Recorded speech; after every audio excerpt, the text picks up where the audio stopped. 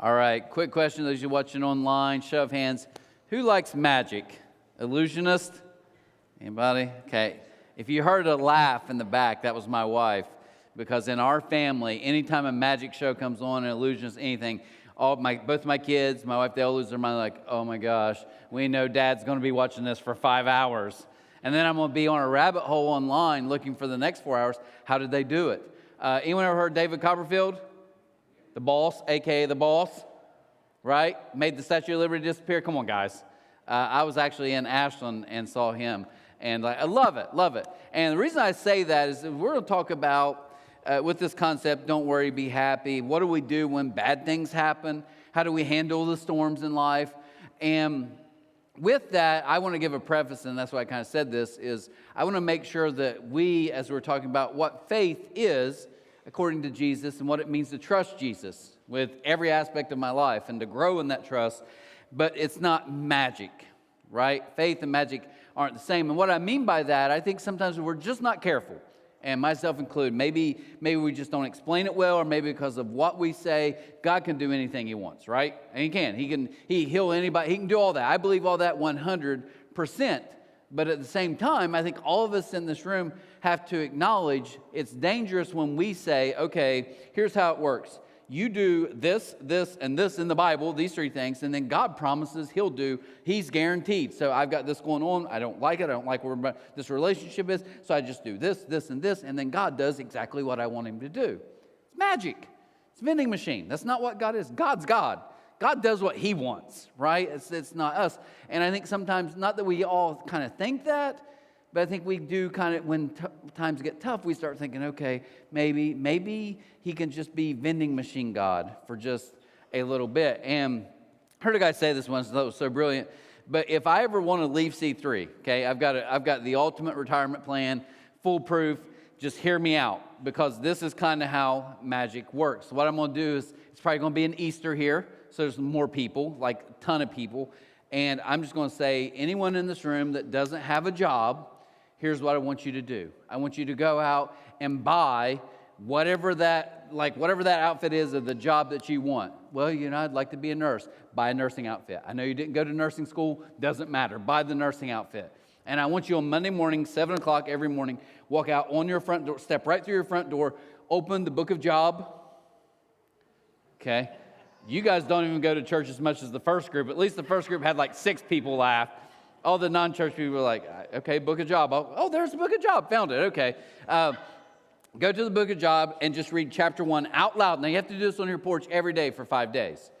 Now, the reason I'm telling you that, all of us in this room are like, Trent, it's pretty ridiculous, right? So I'm going to walk out dressed like a doctor with a stethoscope, and I'm going to read Job chapter 1 5 days in a row. But now think about this. Someone's like, hey, I've been thinking about trying for that job, so I'm going to go out and do it. And, maybe I should call them back. I never had the courage, but I feel it now, so they call. Well, next week, what happens? One person gets the job, and they email me. And you know what I do? I take that email and get back on stage and say, guys, Timmy here did it, and he's got the job he wanted. And now some of you are like, maybe that could be true, right? And then some of you are like, but I tried it, and it didn't work. I'm like, because your faith isn't great. You got to have greater faith. You got to, right? And I could sell a book. I could make a lot of money because people would buy it. But we all know in this room, that's not how life works. Just because something's right some of the times or something works doesn't mean that it's always necessarily true. And I think sometimes that's the way with faith. Faith for me is, how can I put my complete trust in Jesus and who he is and what he says he can do? I'm all for that. But what I think we do is we want to make it our thing. And then when something bad does happen, we're very confused. Right? We're very, very confused. Does that make sense? So today I want to share what I think is so awesome, because Jesus actually takes some guys on a couple field trips. And the question we have to ask, last week we talked about starting to follow Jesus. Jesus said, follow me, follow me, follow me. Today I want you to hear this. Why should you follow Jesus? Why do you follow Jesus? And I'm asking you to be real honest with that. Is it because you hope maybe Jesus can give you all your wildest dreams? That's how it works. It's a lottery ticket. Or for some of you, you're like, you know what, Trent, my life's a mess, and I just need to clean up my life. And Jesus can do that. But why are you truly, honestly following him? I think for a lot of us, if we're honest, it's I want a pain-free and a storm-free and a problem-free life. If we're honest. And the reason I know that's true about myself so many times is because when I'm following Jesus and things get really bad, or there's like truly like catastrophic things, or there's horrible things happen to me or my loved ones, if I'm honest with you guys, I go to bed that night and I'm like, why would you do this to me? Now, what am I honestly saying? I'm saying, wait, Jesus, if I'm following you, then why is anything bad ever happening to me? It shouldn't, right? And I know all of us in this room are like, we don't believe that about God, but we do. That's why when something bad happens, our first thought is, well, God can't love me. Surely he can't love me. And let me just say this real quick, and then we'll get to these stories of Jesus. If you're going through a storm, sometimes you go through a storm because you made terrible decisions. Now, in my life, I've learned you can always find, like, there's a direct correlation, though. You don't have to go searching for it. How do you know if you're going through a storm and it's probably somewhat your fault? It's because A to B is so plain and so simple, no one can deny. You could go to a 6-year-old and say, hey, why do you think he's going through that? Well, because he did this, right? It's that clear.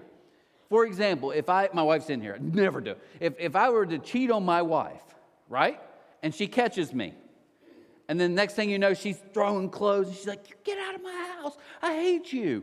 And now I'm homeless.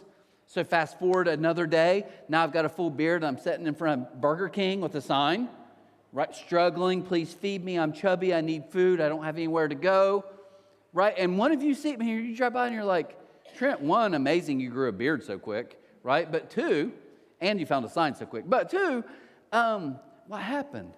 And I'm like, I don't know. I think the Lord's just testing me, right? And another one you pull up and say, no, you cheated on your wife, right? And she kicked you out. That's my point. Sometimes storms are our fault. But what I think gets dangerous is sometimes we blame storms and say, well, someone must have done something wrong, right? Well, why am I sick? Must be something I've done. No, you might be sick or there might be something wrong with a child because the world's broken too. Right? Jesus said that. He said in the very first book of Genesis, he said, when sin entered into the world, sin went to the door and he opened it. And you know what came in? Disease, death, sickness, pain, right? All these things, disability, all this came along with sin opened the door and it all came in. That's brokenness. That's what happened with sin. So this morning, what I want to kind of help you with is to realize no matter what, going through the storm, here is the good news. What's the one reward Jesus constantly promises his followers? I'm going to give you good news today because this is something Jesus says, if you follow me, this is what I will give you. And I know someone's like, heaven, yes, right? A better life, yes. I think he does all those things. But there's something Jesus, if you read the Gospels, constantly goes back to more than probably anything else. Follow me, and then he has this phrase. So here's the story. Jesus is teaching them, and he's like, look, I've got some bad news for you guys. And good news for all of you in this room. He's not talking to you. He's just talking to his 12 followers. But he's like, here in a little bit, people are going to start hating you. And they're going to take you in the synagogues and the churches, and they're going to stone some of you. They're going to torture you. They're going to throw you in prison. They're going to kill you. And all of his guys are like, what?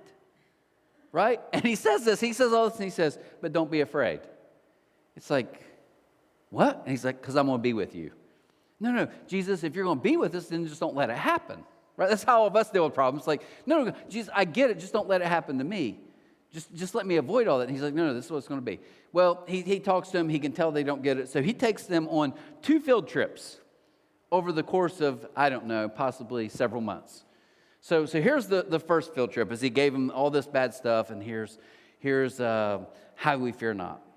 In verse 23 of Matthew 8, it says, then he got into the boat, and his disciples followed him. Suddenly, a furious storm came up on the lake. Now, let's pause for a second. You see, it's possible that you can be doing everything right in your life. You can be close to Jesus. You can be following Jesus, and guess what? The storm still comes. It's just life, right? But here's the thing. He's taking them on this field trip, and he says, a storm so bad on the lake, so that the waves swept over the boat. But Jesus was sleeping. Now, just so we kind of get a feel for this story. In this region, storms would pop out of nowhere, huge storms, waves may be 5, 6, 10 feet high. but boats back then were very small. So you got an overcrowded boat with several guys on it, and these waves are like starting to come into the boat. And some are fishermen, so they're like, when you get like multiple gallons of water in this boat, it's not good. We're going to go down. Horrible storm. And Jesus in the very front of the boat is just chilling, sleeping. So we read this story like VBS, and we're like, and then Jesus said to them. It wasn't like that, right? If you've ever been on a boat that's going down, everybody's screaming, it's thunder, lightning, it's loud, hairs in their face, they're losing their mind, they're all yelling, where's Jesus? I don't think he's asleep. Well, wake him up, right? And everything is super loud, charged, and they go to Jesus, and it probably wasn't gentle, it's probably shaking, but like, dude, you got to save us. Well, check this out. It says, they woke him up saying, Lord, save us, we're going to drown. They're screaming all this. He replied, you have little faith. What? There's hair on my face? No. I said of little faith. And what he says next is actually insulting. He said, you have little faith. Why are you so afraid? Is that not the dumbest question in the world? If we're all in the middle of a cruise ship and the captain comes on and he says, sorry to inform you guys, but the ship is going down. And we don't have lifeboats. And we are like freaking out, and he's like, why are you afraid? Right? All of us in here would be like, because we're going to die. Very simple. Then check this out. It says, then he got up and rebuked the winds and waves, and it was completely calm. The men were amazed. One translation says terrified, and asked, what kind of man is this?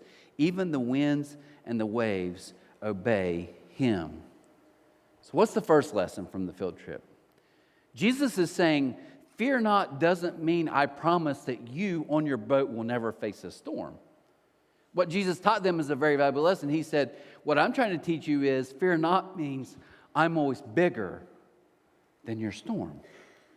I'm always bigger than anything you're going through. Whether I do it your way or not, whether you think, and here's why we struggle. Can I just level with you guys? In the darkest moments of my life when I really had questions about my faith and struggled, you know when it was? It was when I was in the middle of a terrible storm and I felt like I was begging Jesus to help me. And you know what I thought?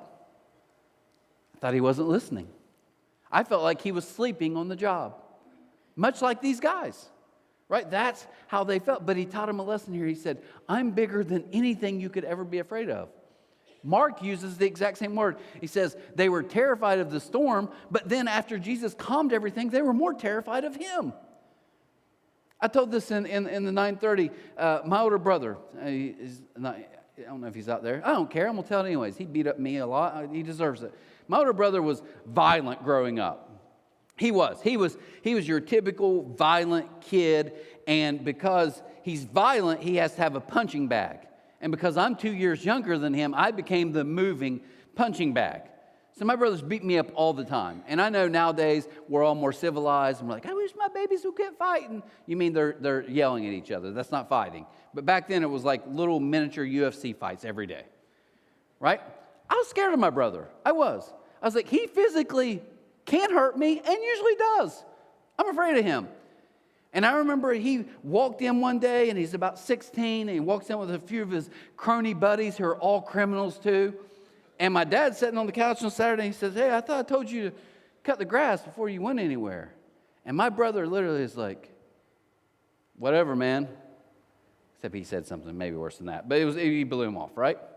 And my dad, pretty chill, was like, out in the garage right now. Now, I'm not going to explain to you guys what all happened, but let me tell you this. I spent 14 years of my life being really scared of my older brother. That day in the garage, what I saw, I learned, I'm not scared of him. I'm scared of my dad, right? My dad was not what I thought he was. Like, whoo, it was so bad. One of his knucklehead friends, who I think is in prison now, I looked outside, and he had a garbage bag, and he was picking up trash in our yard. I was like, Shannon, what are you doing? He's like, I don't know. I just got scared. I'm scared of that man. That's a true story. This is what them, they're like, oh my gosh, the storm is bigger than anything in life. And then just moments later, they're like, it's not bigger than him.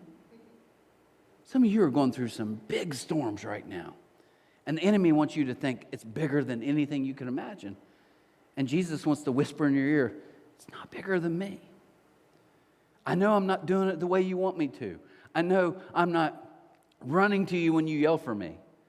But I'm here, and I'm bigger. That's the first lesson. So a question for us would be this morning, and I've been thinking about myself and my wife, and I'm going to kind of call out, but what do you fear? Can we just be real honest? What do you fear today? Truly. Now I've learned this being around people. I'm 45, just turned 45 a few weeks ago. Not many of you told me happy birthday. I'm not mad about it. Just not, no. Here's what I've learned in 45 years of existence. There are some people, some of you fear everything. You do. You really do.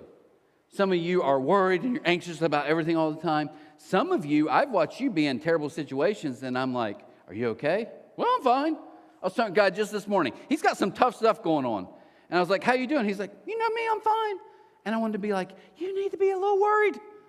You're not worried enough. I'll worry for you. But what do you truly, honestly fear? Is it safety? Oh my gosh, what if something would happen to my spouse or my family? Or God forbid, my kid. Oh my gosh, and every second that they're driving. And I'm a parent, I get it.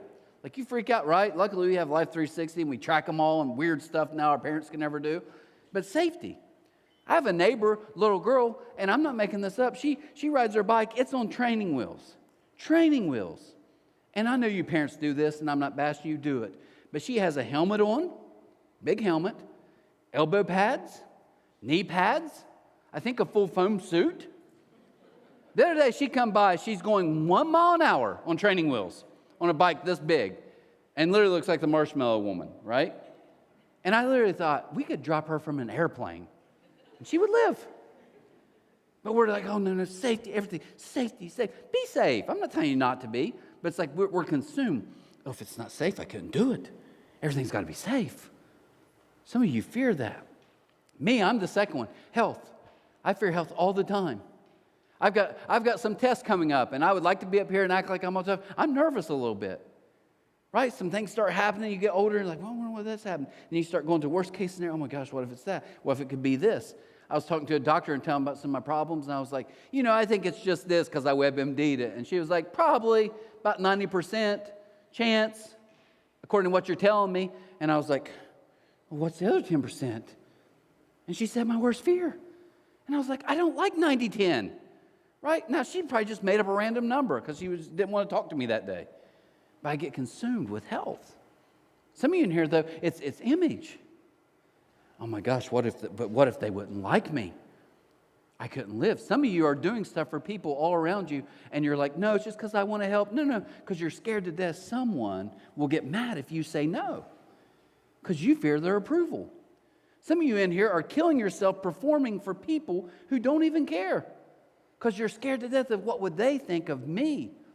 Something bad happens, oh my gosh, what would they think of me or our kids or something else? Right? These are serious ones. But I've got two more that are even more serious. Biden being reelected, Trump being reelected. See, I had to put both in, right? If I just put one, half of you are leaving here like, bruh! Fox News tells me, CNN, and by the way, if you ever just want to know where people stand, it's really easy. I just say, hey, you watch the news ever? Yeah, what do you watch? And when they tell me, I'm like, I know exactly who you are. That's all I need to know, right?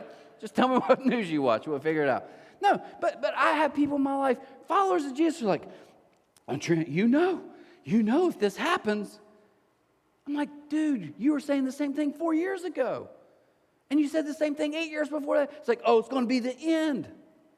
Why? Because we fear. We fear. Jesus said, why are you afraid? Jesus, because this is serious and we're going to die. Don't you realize the magnitude of this? And he's like, I do. But do you realize the magnitude of me? It's a big difference. So here's how it works. Faith and fear both consume you. You just have to decide which one you want to focus on.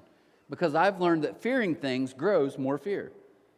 But fearing God and how amazing He is and being in awe of Him, you know what it does? It shrinks fear. So I just have to choose which one I want to focus on. And I was thinking about this. Alan did an amazing band, so thankful for them. We've had a lot of movement today. We've had people that had to cancel, so we switched to other singers. So we had another lead singer. Then she was here at 9:30 and had to leave because her son's having their first baby. So she wanted to go to that, so we switched singers again. So it's been crazy. People all over the place, right? But I love, as Alan was singing that song, and I've done it before. But here are the lyrics to Bobby McFerrin's Don't Worry. Here's a few of them. And I've always said, we kind of have this mixture where we're like, just trust God. I'm not going to do anything. I'm just going to trust God. Right? But that's not what faith is. Faith is actually saying, I'm going to focus on who God is, and when the challenges come, I'm going to take them. I'm not going to freak out. I'm just going to do what I need to do and trust God to do the rest. That's faith. God, I'll do what I can do, and I'm going to trust you with everything outside of my control. Fear does the exact opposite. It says, I'm not going to do anything, but I'm going to focus on everything outside of my control. I'm going to fear everything can't happen. This song, I love the concept of don't be so stressed, but it's not fully accurate. Listen to it. Ain't got no place to lay your head? Somebody came and took your bed? Don't worry. No, Bobby, worry. You live in a bad neighborhood. They stole your bed, man. I get people stealing jewelry and taking money. We've all been guilty. Some of us in here, me, right? But you don't take a man's bed. Bobby, move out of that neighborhood. That's a bad neighborhood. Let me this. Landlord say your rent is late. He may have to litigate. He may have to evict you. But don't worry. No, Bobby, get a job. You got to pay your rent. It's just a life principle, right? They need so much money. You signed a contract. Pay your rent. Don't worry. Be happy. And then I love this. He's like, ain't got no girl, ain't got no style, ain't got nobody to make me smile. Don't worry. No, Bobby, brush your teeth. Take a shower. Clean yourself up. Be presentable, right? And I mean that in all seriousness. I think we can take extremes of this. We're like, for some of us, it's like, oh, faith just fixes it. No. Faith tells me, God, I'm going to trust you because there's so much out of my control. But I'm also going to trust that you've gifted me to do some things too. But fear is the polar opposite. Fear says, I can't do anything. I have no control over anything. And oh my gosh, and all these things outside my control, they're consuming me. And all I'm going to do is just spiral this broken record that is a terrible record, by the way. Right? So Jesus is like, no, fear not. So Jesus goes through and gives them another spiel, and he's like, look at the birds. Look at the sparrows. He's like, do you think they worry? No, and your Father still feeds them. He gives them all this stuff, and they're taking notes, and he says this again. So you open with some bad things are going to happen, but don't be afraid. They took him on field trip. Now he gives them a new teaching, and he's like, hey, but you don't have to fear because I'm going to be with you. I'm bigger than this. And they're like, okay, got it. And this gets so good. So in Matthew 14, it says 22, immediately after this, Jesus insisted that his disciples get back into the boat. Why do you think he had to insist they get back in the boat? Because we're not getting back in the boat with Jesus, right? Like, Jesus, last time we went in a boat with you, it was a train. I know you did something cool. We weren't happy, though. It was really scary before that happened. So he had to insist. He's like, no, come on, guys. I promise it'll be better this time. Okay, it says, get back across the other side of the lake while he sent people home. After sending them home, he went up into the hills by himself to pray. Night fell while he was there alone. Meanwhile, the disciples were in trouble far away from land, for a strong wind had risen, and they were fighting heavy. A storm comes again. Jesus, you're the one that keeps telling us to come out here, and these storms keep hitting us. See, sometimes it's not because you've done something wrong. Strong winds, they were fighting heavy waves. About 3 o'clock in the morning, Jesus came toward them walking on the water. Now, I know some of you watching online, maybe some of you in here, skeptics, I get it. You're like, see, Trent, that's the stuff I can't believe. I can't believe. I can get Jesus was maybe a great teacher, but you're telling me this human walked on water. Someone's like, it's a ghost. Now, can I tell you why I believe that? Truthfully, because I believe a group of men were telling this story just years after Jesus died and came back to life.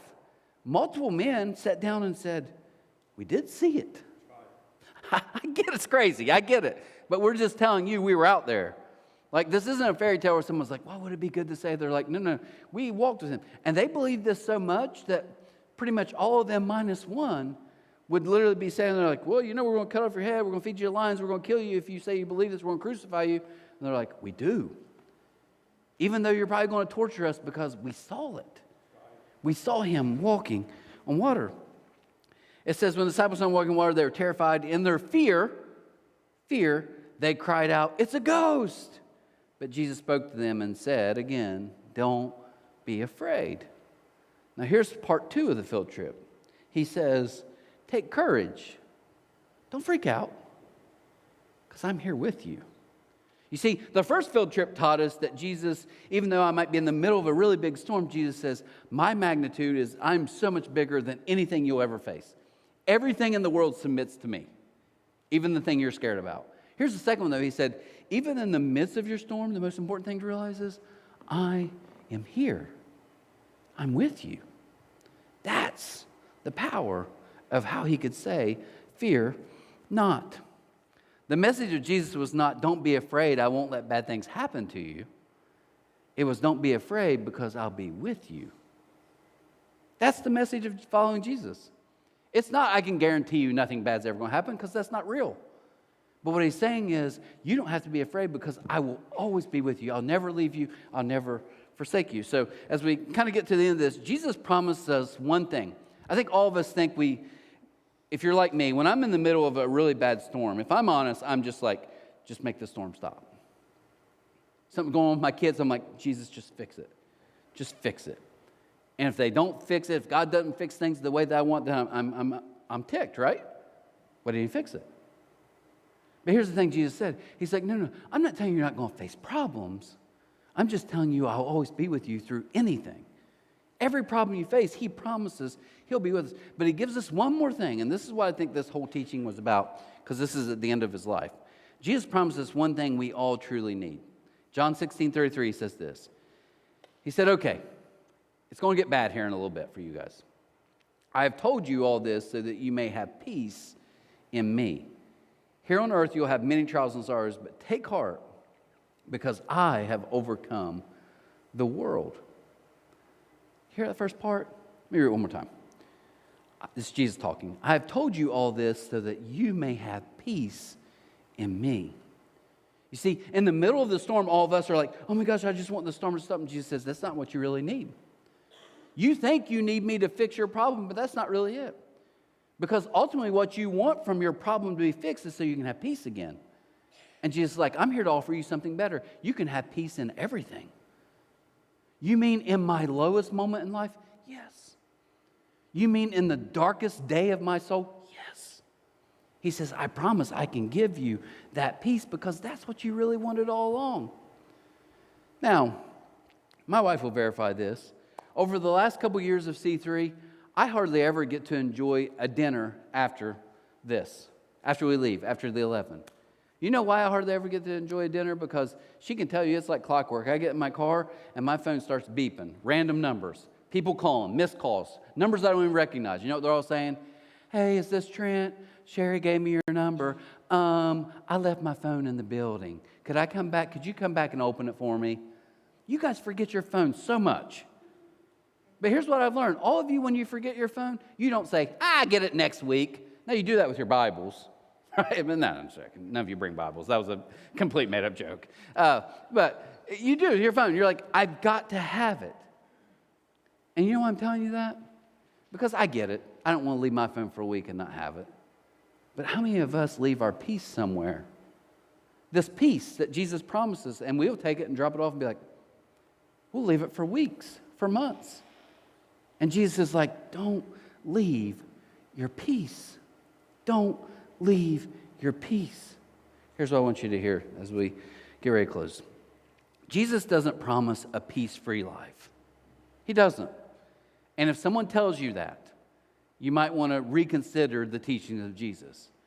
But he does promise a peaceful soul.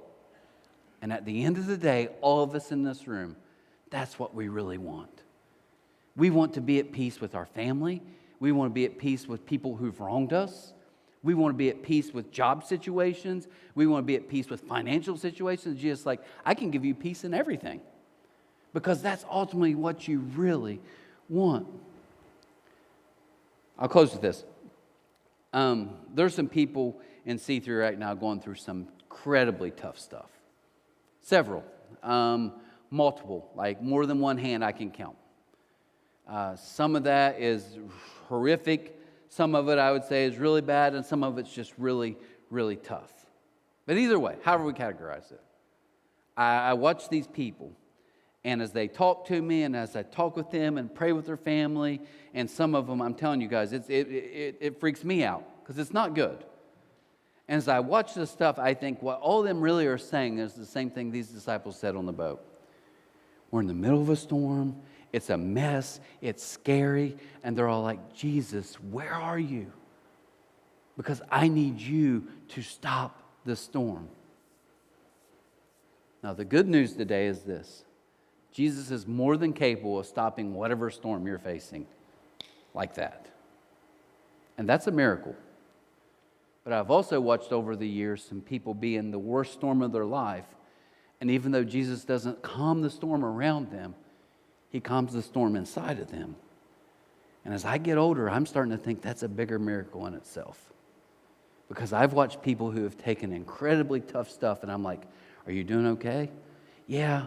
Are you lying to me? I'm not. I'm not. I can't explain it, Trent, but I've got some peace about this. I'm not even saying it's going to end well. I'm just saying I have something I can't explain because Jesus gave them the one thing all of us want, and that's a soul that's at peace. He promises us that today. He promises that for you. And it all starts with a simple, will you come, follow me? Come and learn. Come and check out. So this morning, we're going to pray. If you would just close your eyes for just a second. Nobody looking around. I'm going to ask you guys this morning. So thankful, as Alan said, so thankful you guys are here. Some of you are dealing with some tough stuff. Some of you in this room right now, I know for a fact you are. I know your story. Some of you, maybe I don't. This morning, before I pray, if you would just like say, Trent, I am going through a really tough storm right now. If that's you, I honestly don't want to do anything else. I'm not going to say anything. I'm not going to make it weird. But if you just raise your hand, I'd just like to pray for you. Thank you. Thank you. Thank you. A lot of hands. Thank you, guys. Absolutely. Father, I pray. I pray for some people going through some really tough stuff right now. Some big storms. And I pray this morning as we walk out of these doors, I pray because I believe you can do it, and I want you to do it. I pray you stop the storm, and I know that's what they're praying for, that you just make the storm stop. But there's a greater miracle at hand, and that's if you would stop the storm inside of them. When you help us to forgive, even when everyone else says that we shouldn't. When you tell us not to be afraid, even though everyone else around us tells us we have to.